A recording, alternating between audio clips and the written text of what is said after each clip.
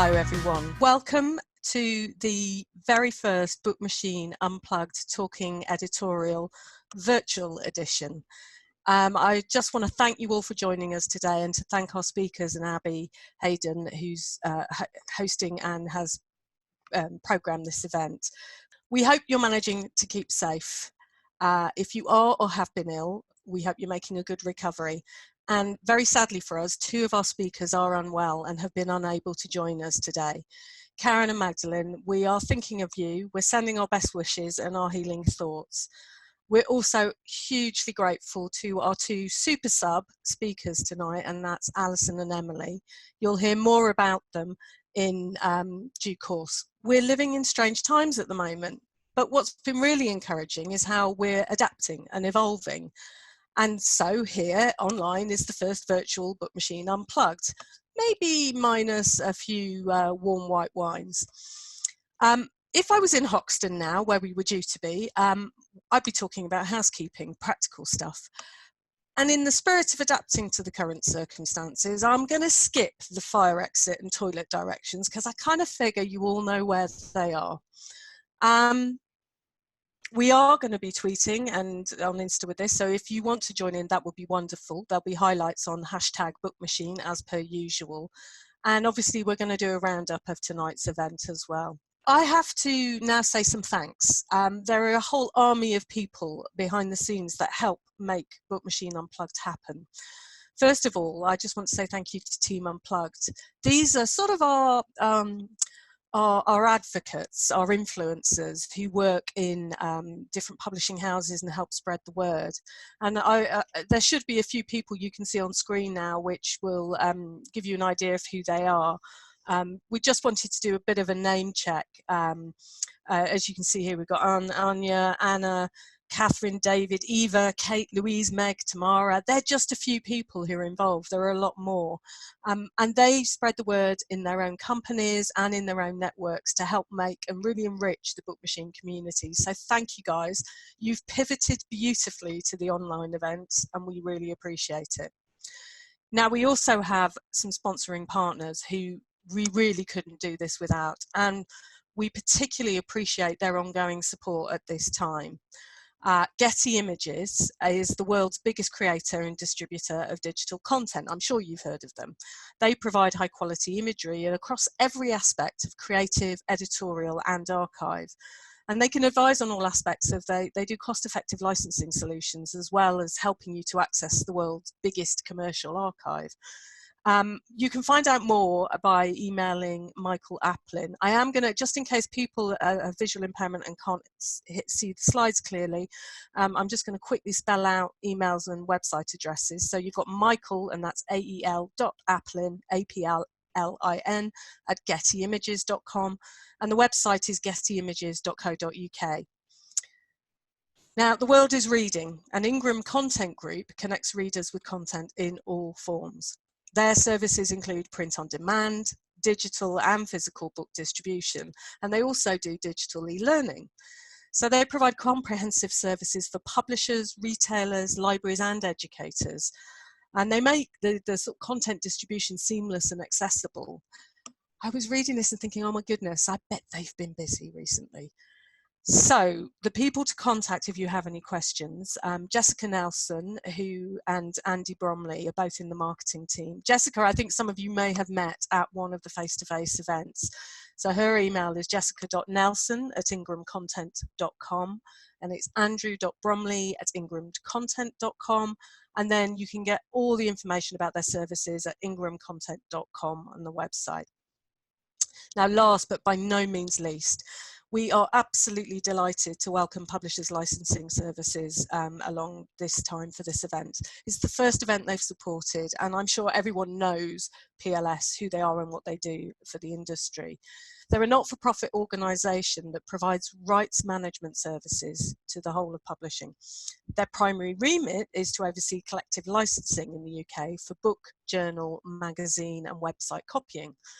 And they distributed more than £38.3 million, yep, you heard that right, from collective licensing in 2018 to 19, and they have over 4,000 publishers signed up. But in addition to collective licensing, they also run the PLS permissions services. Now, these are designed to make it easy to request and license quotes and images from published works by PLS Clear, which I'm sure something is many of you have dealt with over the years. Now, if you have any queries, Amy Ellis is their rights and licensing manager. She can be contacted at a.ellis, E-L-L-I-S, at pls.org.uk. You can find information about their general services on pls.org.uk and also pls-permissions.com. Now, I'm going to hand over to Abby shortly, and she will talk you through the speakers and what we're covering, and then we'll hear from our fantastic guests, and then we'll come back round for a Q&A at the end. So very similar format to the live events. So Abby Hayden, our host, she's commissioning editor for Book Machine and member of the editorial board. A bit of a legend for us. She's also founder of Abby Hayden Publishing Services and editorial director at Farrago Books. Abby's also published quite a few books: The Power of Yes, The Power of No, and my personal favourite, Lego Build Yourself Happy. Man, do we need that at the moment. Tonight, she wants you to hear about the core skills of the editor and how they collaborate and work with authors. So what better person to bring this panel together? Over to you, Abby. Oh gosh, thank you. I should say I'm no longer editorial director at Farrago. I have to update my bio, but I still work with them and we're still pals. And one of my Farrago authors is here in the participants, so I'm very excited about that. So yeah, welcome from me. And as Suzanne acknowledged, it's really strange that we're not in a cool bar in Hoxton meeting all together, but the strange sort of benefit of that is that we can all come together even if we couldn't get to a cool bar in Hoxton. And one of the things that I really care about is that publishing shouldn't be solely located in London, and that you shouldn't think I can't work in publishing if I don't live in London. And the fact that we're all here from lots of different places kind of really perhaps suggests that maybe the future won't need to be quite as London-centric, and that our homes and our lives might kind of tie into our work life. So there is a silver lining to this situation. So tonight's event has an editorial focus. We'll be taking a behind-the-scenes look at how editors and authors collaborate. So when you think about commissioning editors, you often think of acquisition as one of the key things that they do. But there's so much more to the commissioning editor's role than this. One of the main things that commissioning editors do is they develop texts with the author, sometimes while the text is being written, and always at the end when they do a structural edit, and they help the author develop the book into the best book it can be. So the author brings the creativity, they bring their knowledge of the subject or the story, but what we have to offer is our broader knowledge of the list, the genre of what works for the market, and how to tell a story in a clear way. We have the benefit of a slight distance, but we understand the context perhaps in a different way from the way that authors often do. So it's really important that we're diplomatic and that we bring our authors along with us, that we don't give them feedback in a way that upsets them, but that we help their book blossom with the feedback that we give them. So so that requires diplomacy, it requires some skill. But the editor's role isn't just about editing either. Editors are also in-house champions for their books. So they transmit the vision of the book from the author to other colleagues in the publishing house. So in design, production, sales, marketing, rights, and so on, because the editor is the one who knows the author and the book best, and the editor's involved from the start to the finish. So that's really important too. And one of the things that editors have to do is manage author expectations, so that they understand what success would look like and what they can expect from the publishing process. So tonight's panel are all experts in all these areas, and so that's why I know it's going to be a really interesting night. And one of the things that's really great about Book Machine that I've always loved about it is that you can be from any area of publishing and find an event interesting. At least that's my experience, because like if you're interested in the industry, you want to know about design or technology or marketing, or tonight editorial. So I hope you'll find it interesting. So let me introduce our speakers in a bit more detail. So as Suzanne said, we can't have Karen from Arenda and Magdalene from Jacaranda with us tonight. And I'm so sorry about that. They would have been fabulous panelists. And obviously I wish they were well and not ill. And I hope they get better very soon. And we're sending all our love to both of them.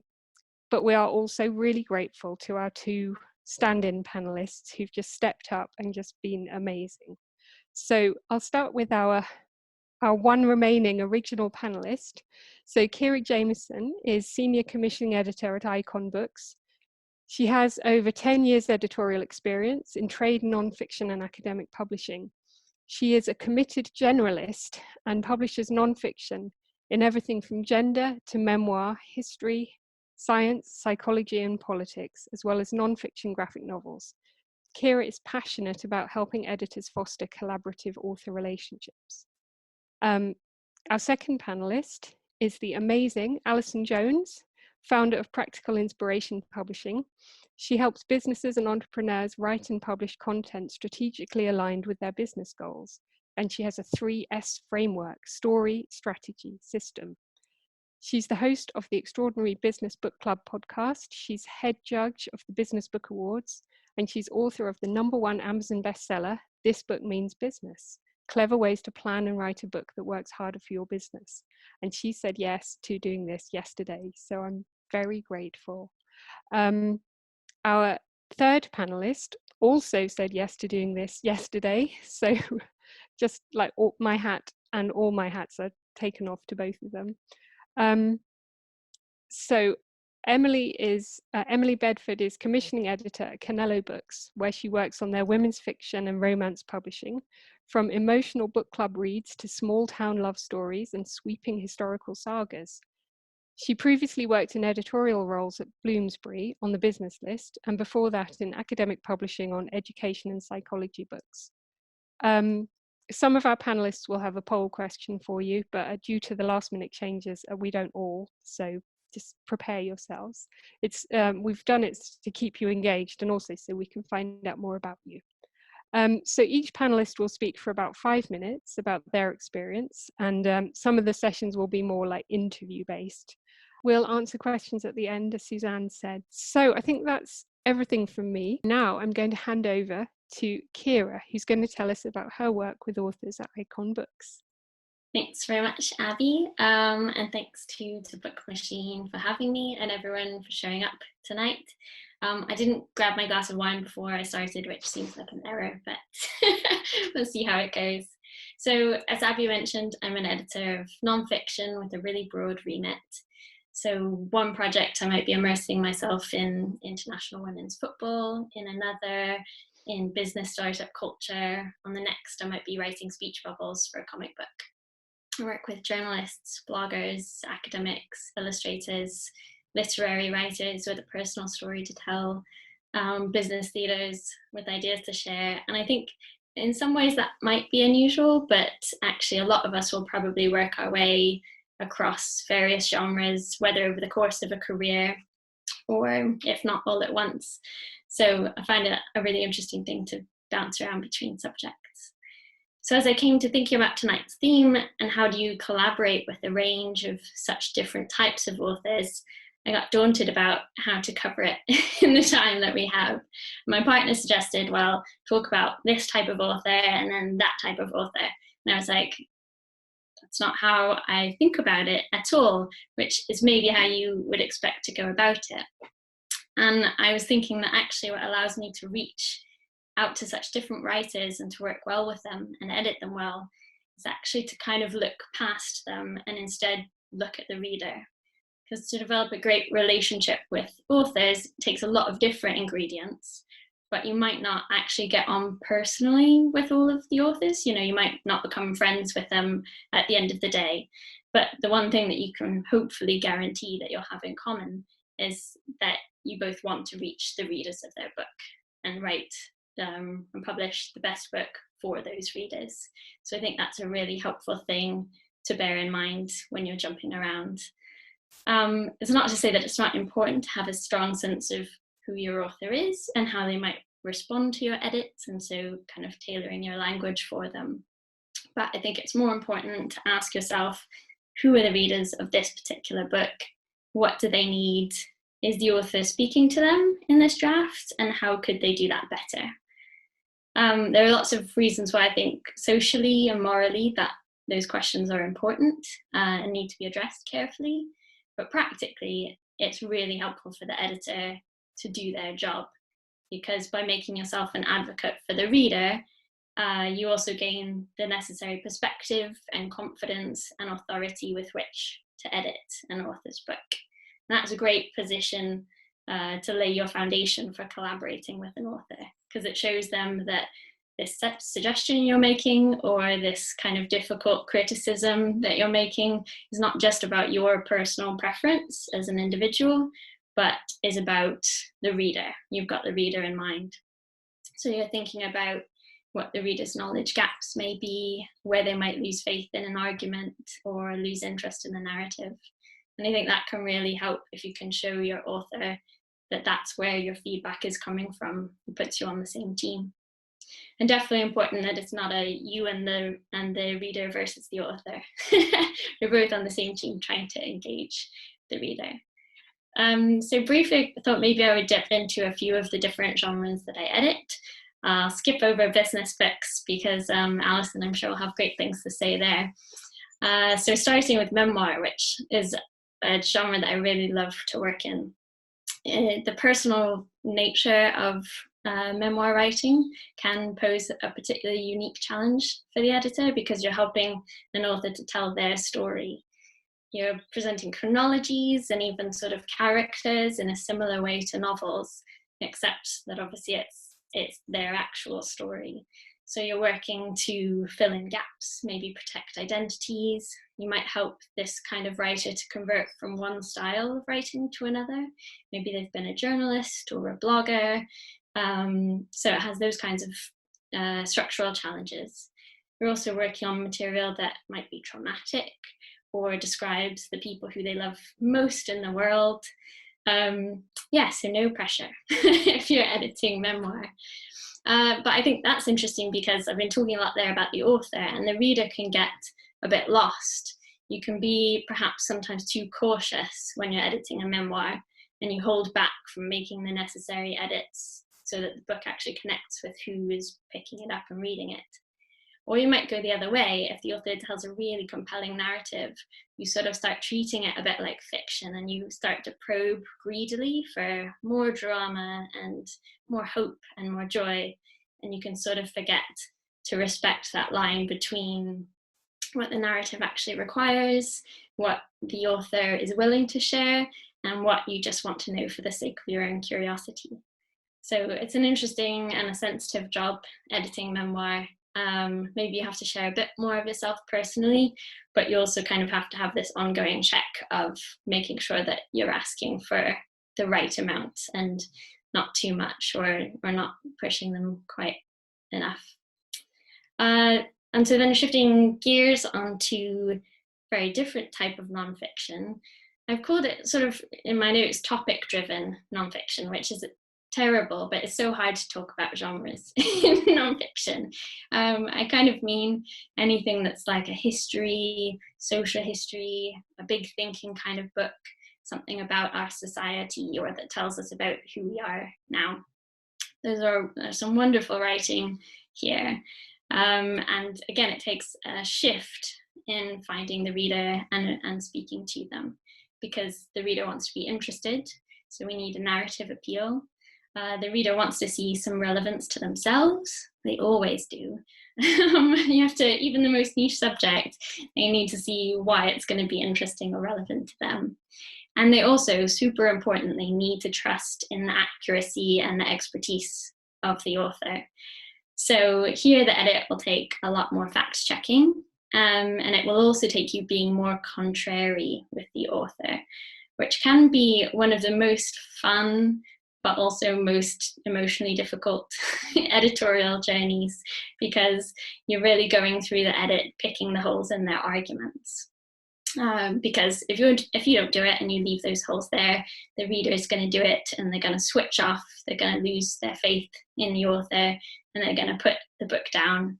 So I often joke with authors that I'm a really lazy and cynical reader, which isn't quite true. And most books you read the manuscript about 5 times, but I think it's a useful part to play when you're doing it in good faith, in the service of keeping your readers engaged. Is the lazy reader going to stop now? Is the cynical reader going to lose faith in your argument because of a particular bit of phrasing or the wrong kind of reference? So that can be a really helpful thing to enhance your discussions with authors there. And lastly, just for a very big shift, are the nonfiction comic books that I do. That, is a whole different thing and a world away from what I had previously done. And the editing here definitely requires some different skills, mainly getting out your machete, because the series that I work on has text and it also has images. So you're cutting down and down and down so that you get the clearest message on pretty short pages and leave enough space for illustration. So that's kind of a challenge. And there you're talking to readers who want to be informed. They're looking for something about a particular subject, but they also don't want it to be dumbed down. These are complex subjects, the books that I do. Maybe I should have led with that. We do books in sort of introduction to psychology or queer theory, or a particular difficult thinker, maybe Sartre or Foucault. So, these are people who they want a quick understanding, but you have to find that line between making it easy and simple for them to understand, but not simplifying too much. So that's another fun challenge.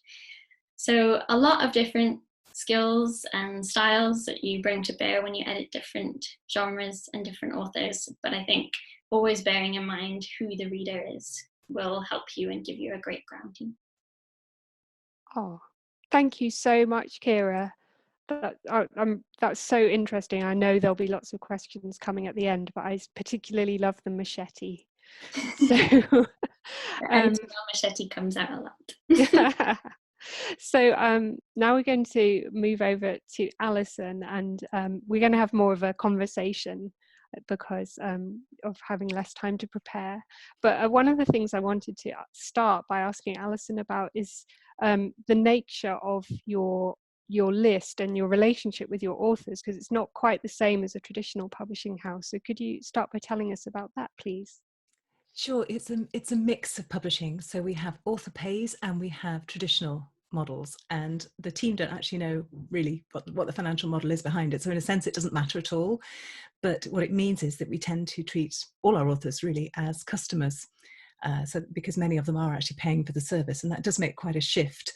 I think we're probably in the business of customer success, because when you're talking about business authors, really the success of a business book depends so much on the success of the individual who's written the book and the business itself, because so many of them sell direct to corporates, for example, for a consultant, or they're used in workshops and training. So the more we can support the authors to be successful in terms of their business, the better we do with the books. So it's a sort of win-win situation. So we spend quite a lot of time up front, as Kira was saying, with that sort of preparation phase.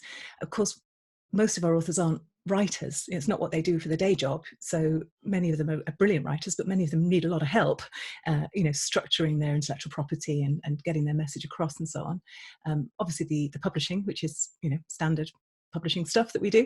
And then afterwards, trying to support them to really kind of build their platform and use the book effectively in the business. So we kind of go across the whole life cycle of the book. Okay, so what are some of the tools that you use to communicate with your authors during these processes? So we're a completely remote team. That whole working from home thing that everybody's suddenly having to get used to. It's like, we've been self-isolating as a way of life for years now. So it's just weird getting used to everybody else being in the house. So the whole team works remotely, and we have built up a great sort of tech stack of cloud-based tools to enable us to do that. And I think the one that has the most relevance today is Slack. So we have 2 Slack channels. One is a kind of internal team one for, geeking out and passing around proofs and talking about production queries. And the authors don't have to do that. But then we have an author Slack channel as well. And that's really great because it means that everybody on the team is on there and they're seeing the conversation. And if we're talking about a delay to a cover, for example, the marketing person's in there and sees that. And so there's just a really easy way for everybody to communicate. And it also means that if an author has a kind of 3 a.m. query, they've got somewhere they can, go and put it, and it keeps your inbox a lot clearer. But does anyone answer a 3 a 3 answer? a.m? No, they have to wait at least 2 hours for that. Oh, good.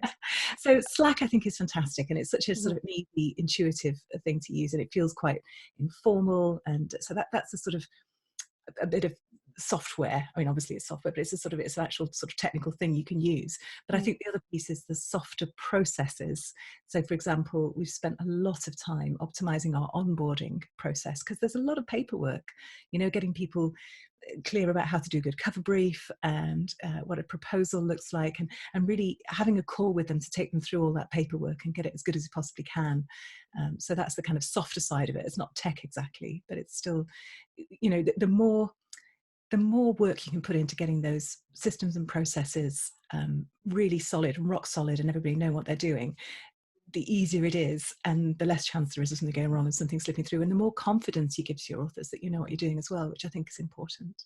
And because some of your authors are coming to you with this strong idea of the book as a tool which they will use in their business, what's the range of author do some authors have a really clear view of the design and layout and what the cover should look like, while other authors are much more sort of flexible? What's the range of experiences you have there? Yeah, and quite a few have come to us from other publishers. So they've published with other professional academic publishers in the past and just want more control, want to be able to buy the books more cheaply because actually the bulk of the books get used in their business and so on. So they tend to have a very clear idea of what they want. Quite often they've got existing stuff out there and they've got a sense of, and all of them, of course, have got a brand and a sense of how their, what their brand personality, their brand values are. So, we sort of build that into the process. There are still a few though that are like, I don't know, just make it look nice. and so for example, with page design, what we've built up a portfolio of designs for a range of different books. We'll kind of handpick 4 or 5 that we feel are right for that book, and we'll send them to the author and say, look, here's some starting points, but if you have a different idea, then that's fine, just send us over, and sometimes people will say, I've done it in a PDF, here you are, here's the fonts, very rarely. And sometimes people go, yeah, second one's perfect, just use that. So, it's that whole range, but just, if you just say to people, as we did at the start, how would you like the book to look? Many of them will just panic. So it's about, sort of giving a sort of baseline, but making it really, really clear that if there's something they particularly want, that you can accommodate that. Yeah. So it's partly about managing their expectations and helping them understand that there are options, not just a blank canvas. And you're definitely right about the expectations. We've got to be really clear about the fact that this is going to be black and white inside, just let's get that really clear up front, and and it's not going to have gold foil on the cover or anything like that. So it's we have to be fairly I think when you're upfront with people from the start, it's a lot easier and they understand then why. So for example, we set all our books up print on demand as well as putting them into warehouses so that we have complete flexibility. And it means if we go out of stock in the warehouse, we've got a link through to Ingram, in fact, and they simply supply through Lightning Source, so we never miss a sale, which is fabulous. And I think that's really an intelligent way of making the best of the digital publishing supply chain as it is now. But it does mean that you're constrained with your spot laminate, for example.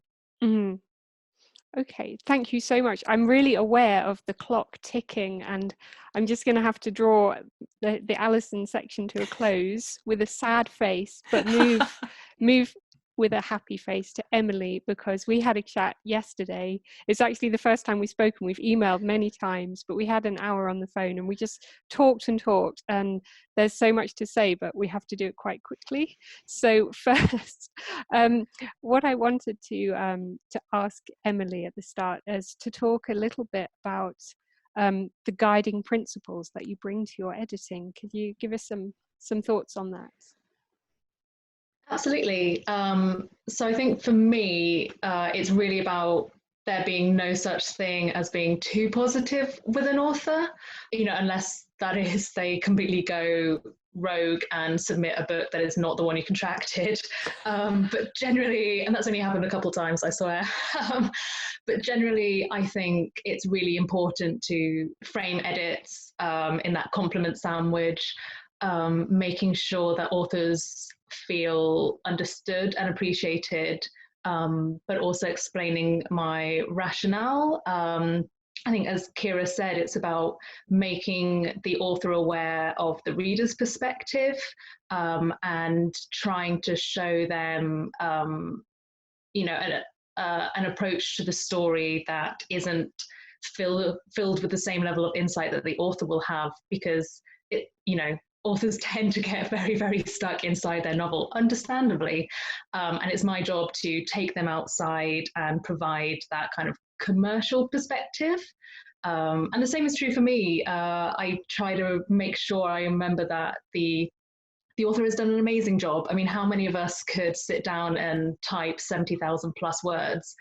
And so I need to remember that each manuscript that comes to me is an incredible work. And authors deserve to feel proud of what they've achieved and what they've submitted, which is not to say that I'm not firm in my edits either. It's really important to, yes, be positive, but also to just be clear and really back yourself as an editor. I'm personally a terrible one for qualifying everything I say, turning it into a question with a perhaps, or maybe it's a little bit too much something.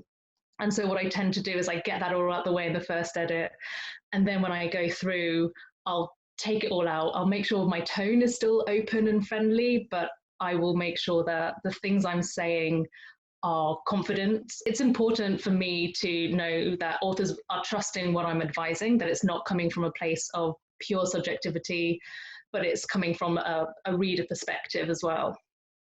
And one of the things that you mentioned yesterday when we spoke was about thinking about the reader perspective.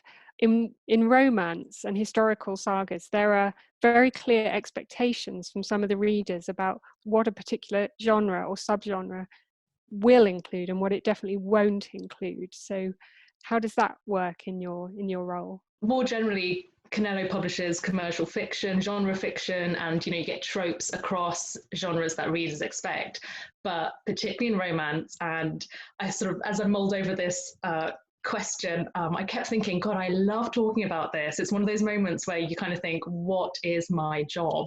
And it's sex scenes in romance, because we get a lot of authors writing them, and some are great and some are really, really not great. But even if it's a really well-written sex scene, and I love a steamy romance, if this is a cozy small town, and there is a subcategory on Amazon for clean and wholesome romance, if it's a book that fits in that subcategory and it's got a sex scene in it, then readers aren't going to be happy. Or even if it's an author who traditionally writes cozy and feel good but at a distance kind of love romance, then even if it's a new book unrelated to previous books, readers still have a certain level of expectation, and I have to kind of manage the reader's expectations along with the author's expectations. And so that requires some often quite frank conversations with authors. But again, coming from a place of, backing myself. These are conversations that I will have had with sales and marketing because again, they'll have another perspective on the situation. They'll be speaking to retailers. They will know what's, they'll have the finger on their pulse. They'll have their finger on the pulse when it comes to trends and dyeing trends, and what's successful in the market. And so it's really important to get their feedback if they're seeing lots of women's fiction with negative reviews because they feature sex scenes. Then that's really helpful for me to know when I then go back to the author. Mm-hmm. So like it ties into what Kira was saying, and Alison too, that it's not subjective, it's to do with thinking of the reader's expectations and the reader's needs, that you're not just saying me, this is what I think. Absolutely. So many times I will, I'll have to step out of my own bubble as much as I'm asking authors to, and I try to always get a second opinion, whether it's with my editorial team or, as I said, with sales and marketing, because they're speaking to retailers. Ultimately, their job is to sell a package, and I need to make sure that the package I'm handing over to them is something that they can then push and promote.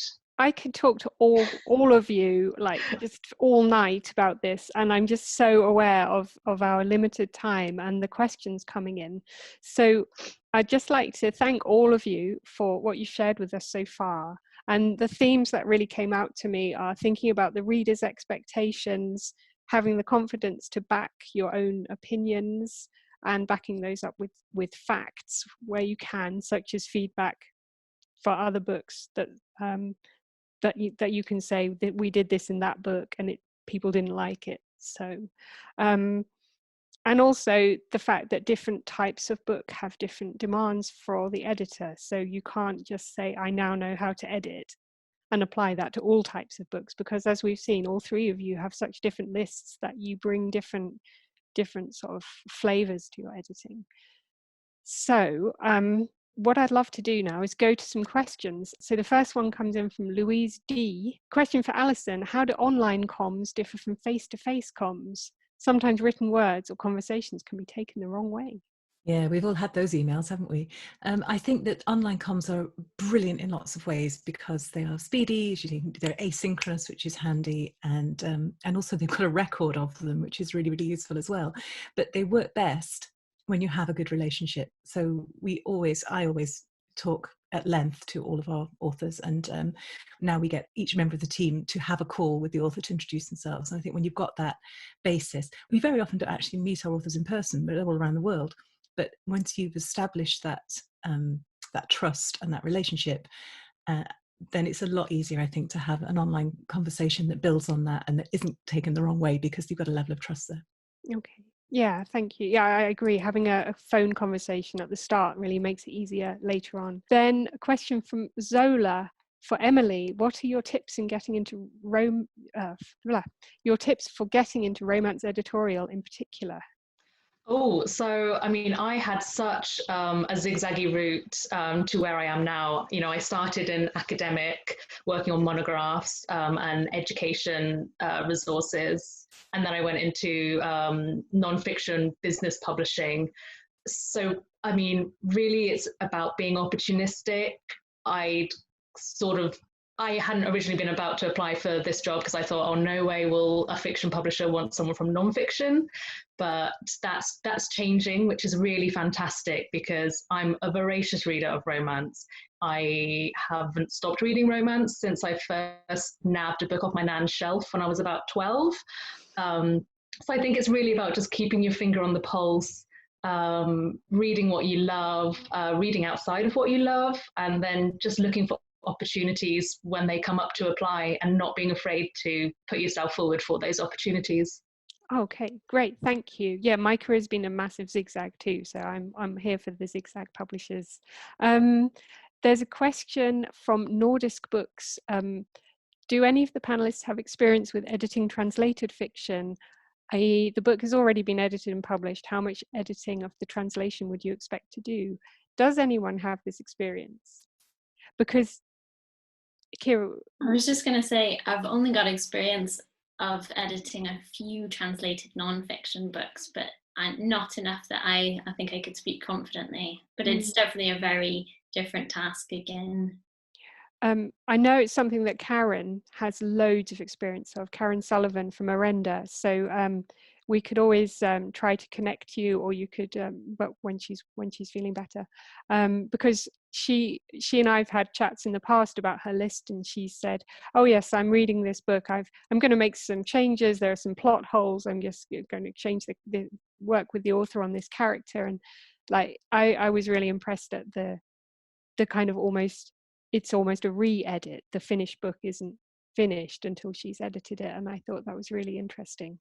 Then the question from Ewan about working with translators rather than authors. Again, I have a feeling that's one for Karen. So basically, we just need to do another event and just bring Karen and Mags in and do it again when they're better. So for all the panelists, what expectations do they find authors have regarding marketing of their books, and how do you navigate that conversation? Oh my goodness, that's a big one. Does anyone have like one sentence on that? Yeah, Alison, you're muted. Desperate trying to unmute myself. One sentence, right. We make it really clear up front that the author is the person that people want to listen to, and that the book is going to be part of a bigger platform. Remember, this is business books, and the more that they can build that platform. We always make the point as well that while you're writing a book, it's a fabulous time to be building your profile, because you can use the material that you're doing, you can reach out to people, research, and we give them all the support we can. Obviously we do marketing stuff, but we also give them an author marketing pack right up front and encourage them to build a plan and then retweet the heck out of it. Okay, brilliant. Anyone else want to add anything, or just, oh, that's a big one, I'm not ready for that? You're all muted. That's a good point that Alison made. Just a lot about expectations and getting the author to do the work, because they can write a fantastic book, but the truth is that if they don't get involved in the marketing and publicity, it's not really going to go anywhere, unfortunately. Next question from Anna. How do editors manage the sometimes competing demands of authors, agents, and the sales teams? Does anyone have anything to say to that? Yes, Kira. You can unmute yourselves and just chip in, I don't mind.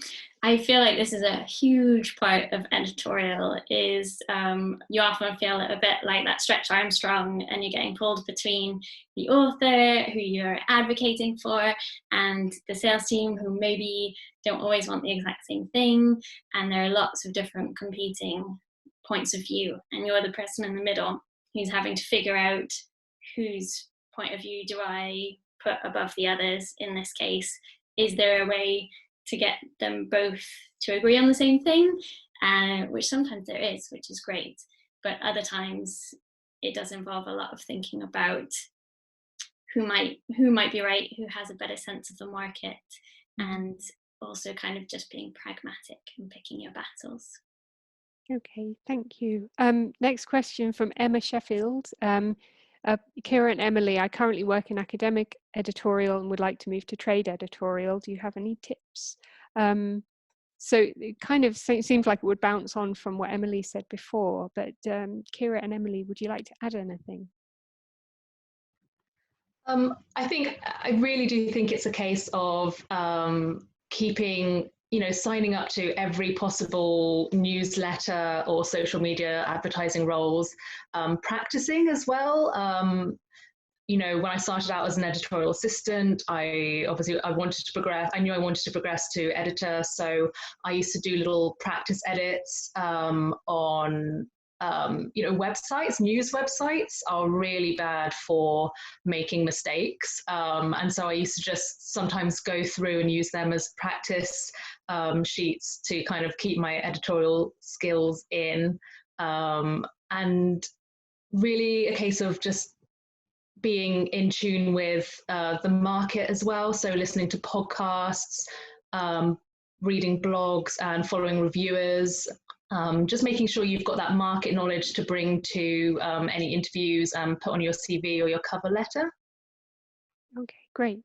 I love that. I would just add to it as well, expect the question in interview, or even in fact when you're writing your letter and writing your CV, expect questions about how you can transfer from one to the other and have a good answer for them, because you will have loads of transferable skills, really, really great skills, and you'll know how to advocate for authors with far smaller platforms than a lot of trades authors have.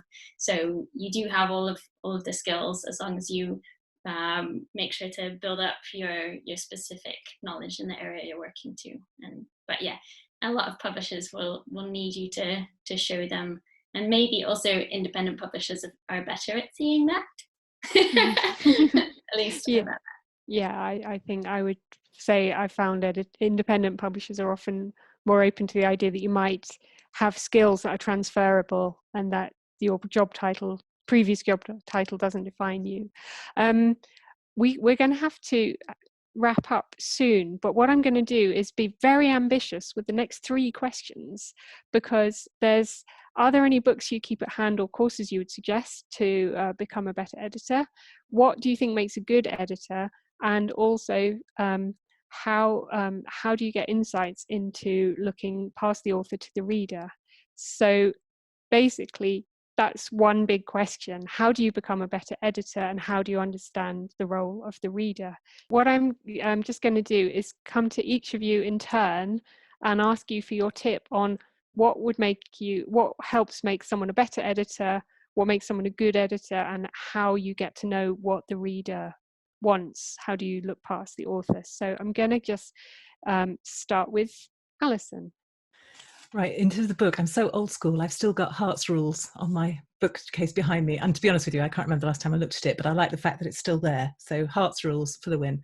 In terms of how you become a better editor, I've been doing it for nearly 30 years now, so that's quite a long time. But and I loved what Kira was saying at the beginning. Really what it comes down to is a good editor is the ambassador for the reader. And that's what you're doing. You're definitely on the side of the author, but you are constantly representing the reader to them.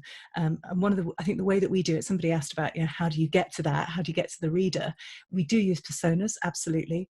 But we start with the reader. So the very first question I ask anybody before the title or anything, in the 10-day business book proposal challenge, the first bit we focus on is, who is this for? And what is the problem that you're solving for them? And then you have to demonstrate that they know they have that problem and they care about fixing it. Because if they don't, if you know they have a problem but they don't, you're still not going to sell the book. And then I ask them, how is your reader expressing that problem? How is it showing up for them? And getting them to think in those terms, and also getting them to engage with people, starting to put stuff out in content marketing, putting blogs out, listening to the responses, seeing how their words land with people. That's the best way I know to make sure that they're on track and it is resonating with the people that they're writing for. Oh, brilliant. Thank you. Kira, what are your insights into how to be a good editor? I think reading widely and reading in the area that you're publishing into as well is helpful. It sort of can feel like a busman's holiday, which is in part why I like working on exclusively nonfiction, because then I can read novels to switch off.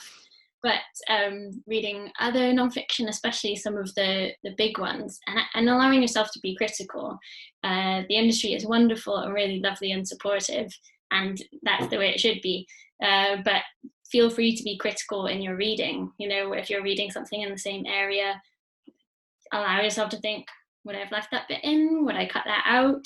Some absolutely fantastic books I still maintain should have been at least a third less in length. Or, I get to a bit and think, I would have done that differently. I would have changed that. And those sorts of insights can be super helpful to you in developing your skills, recognizing where you're maintaining interest or not. Okay, thank you. And I really feel a bit like at the end of the Today programme, in danger of crashing the pips. So Emily, in just a couple of nugget-sized tips, what would you recommend someone to become a better editor? So mine's going to sound quite wishy-washy, but I'd really say just talk to other people. I've been so lucky in having amazing editorial mentors as my career's progressed, and you know, I have absolutely just turned to them anytime I've had a doubt or a question and asked them, what would you do in this situation?